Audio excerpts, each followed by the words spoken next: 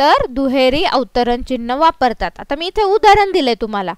समर्थ रामदास स्वामी म्हणतात की जगी सर्व सुखी असा कोण आहे.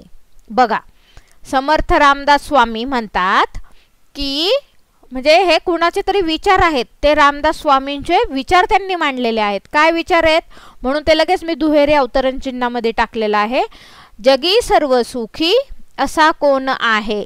ठीक आहे विद्यार्थी मित्रांनो, तुम्हाला तर आज समजलंच असेल की विरामचिन्हे कुठं द्यायचे किंवा विरामचिन्हांचे प्रकार कोणकोणते आहेत. तसंच मी तुम्हाला बघा खाली विरामचिन्हांचे नावं लिहून दिलेले आहेत आणि चिन्ह तुमच्या लक्षात राहायसाठी मी तुम्हाला हा तक्ता तयार करून दिलेला आहे. पहा, पहिला मी तक्ता दिलाय पूर्णविराम. पुढे चिन्ह कसं केलंय मी गोल केलंय आणि भरीव केलेला आहे तो, ते लक्षात घ्यायचं. त्यानंतर प्रश्नचिन्ह, त्यानंतर आहे स्वल्पविराम, उद्गारवाचकला सरळ रेष आणि खाली डॉट द्यायचा आहे. म्हणजे काय ते झालं उद्गारवाचक चिन्ह. त्यानंतर पाचवा आहे एकेरी अवतरण चिन्ह आणि सहावा आहे दुहेरी अवतरण चिन्ह.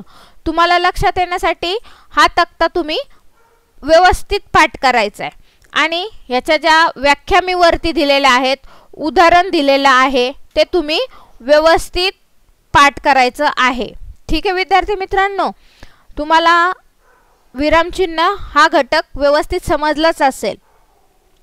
जर तुम्हाला मी शिकवलेलं आवडलं असेल तर नक्कीच माझ्या या चॅनलला लाईक करा, सबस्क्राईब करा आणि शेअर करा. धन्यवाद.